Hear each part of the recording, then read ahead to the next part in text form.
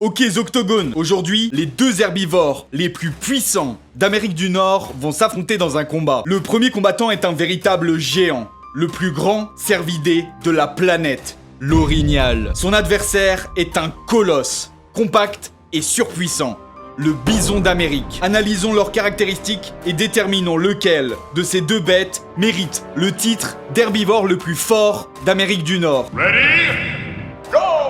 L'orignal est le plus grand cervidé vivant sur Terre. Vous n'avez pas idée de la taille de cet animal. Les plus gros spécimens pèsent jusqu'à 800 kg. C'est plus lourd que 2 grizzlies adultes. Ils peuvent mesurer 3 mètres de haut en comptant leurs bois immenses. Ces bois sont l'arme principale de l'orignal. Les mâles s'en servent afin d'intimider leurs rivaux et parfois même d'engager le combat. Ce sont des animaux de nature plutôt pacifiques. Cependant, comme tous les animaux, ils peuvent se montrer très agressifs. Il existe des cas documentés d'orignaux ayant tué des hommes et même des ours. Une telle créature est quasiment inarrêtable, sauf peut-être pour son adversaire, réputé pour être une force indomptable de la nature. Le bison d'Amérique est le plus gros mammifère terrestre d'Amérique du Nord. Pouvant peser plus d'une tonne, mesurer 2 mètres au garrot pour 3,60 m de long, il est encore plus gros qu'un ours polaire. Son énorme tête est dotée de 2 cornes incurvées. L'attaque spéciale du bison consiste à charger tête baissée à toute vitesse en direction de l'ennemi. Étant plus rapide que l'orignal avec ses 64 km/h, un choc frontal avec ce titan est encore plus brutal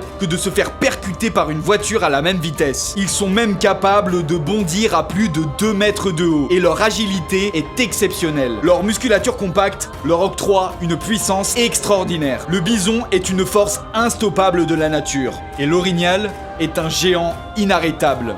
Mais que le combat commence.